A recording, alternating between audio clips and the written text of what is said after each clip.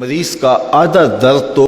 اس وقت مٹ جاتا ہے جب مسیحا اور معالج اس کو شفقت کے ساتھ بٹھاتا ہے اور پورے درک کے ساتھ، پوری محبت کے ساتھ اور پوری دلجوئی کے ساتھ اس کی بات سنتا ہے۔ اگرچہ جو ڈاکٹر ہے اس کو مریض کے بولنے سے پہلے ہی بہت ساری چیزوں کی سمجھ آ چکی ہوتی ہے اور وہ یہ سمجھتا ہے کہ جو یہ بتانا چاہ رہا ہے وہ مجھے معلوم ہے،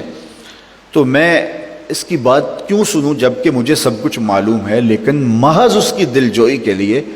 جب آپ اس کو وقت دیتے ہیں تو اس کے مرض کا یہ بھی علاج ہے اور اس سے اس کو تسکین اور راحت پہنچے گی۔ ٹوٹے اور شکستہ دل لوگوں کے لیے محبتیں پیش کرنا اور ان کی بات سننا، اگرچہ وہ ہماری دلچسپی کی باتیں نہ ہی ہوں اور نہ ہی ان چیزوں کی ہمیں ضرورت ہو، محض اس کی دلجوئی کے لیے، تو یہ اللہ تعالیٰ جل شانہ کو بھی بہت پسند ہے۔ تو کسی شکستہ دل کی شکستہ سامانی کو دور کر کے اس کے لیے جو ہے وہ دلجوئی کے اسباب اللہ تعالیٰ کی رحمتوں کے خاص سبب ہیں۔ میرے اور آپ کے آقا و مولا کی سیرت کے جتنے بھی ابواب ہیں آپ ان کو دیکھ لیجئے، آپ کو نمایاں طور پہ یہ بات ملے گی کہ حضور علیہ الصلوۃ والسلام نے دکھی، لاچار اور وہ لوگ جن کا کوئی پرسان حال نہیں تھا ان کے سروں پہ شفقت کا ہاتھ رکھا۔ انسانی زندگی کے اندر ایمان، محبت اور احساس، یہ تین چیزیں ہیں۔ اگر تین چیزیں انسانی زندگی میں شامل ہو جائیں تو پھر وہ زندگی کا جمال حاصل کر لیتا ہے اور زندگی کا نور پا لیتا ہے۔ اور اگر زندگی میں احساس، محبت اور ایمان کی دولت نہیں ہے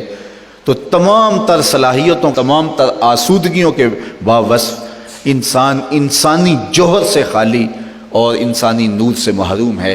اس لیے حضور کی سیرت کا یہ پہلو خاص طور پہ قابل توجہ ہے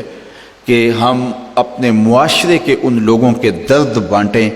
جو بیچارے ناآسودہ ہیں، جو دکھی ہیں۔ بعض اوقات میرے اور آپ کے دو بول کسی کے دکھ کو مٹا دیتے ہیں اور کسی کی تکلیف کو، غم کو غلط کر دیتے ہیں،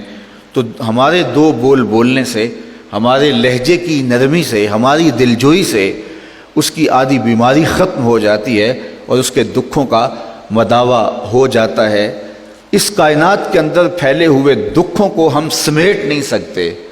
لیکن ایک دکھ ہوتا ہے، بیماری ہوتی ہے، ایک اس کی تلخی اور اس کی تکلیف ہوتی ہے۔ ہم کم از کم ان تلخیوں کو تو فوراً ختم کر سکتے ہیں، اور اگر معاشرے کے اندر یہ احساس پھیل جائے ہے کہ ہم معاشرے کے اندر پھیلی ہوئی تلخیوں کو دور کرنے کی کوشش کرنی ہے تو اس کے لیے کوئی قیمت نہیں لگتی، اس کے لیے کوئی محنت نہیں لگتی۔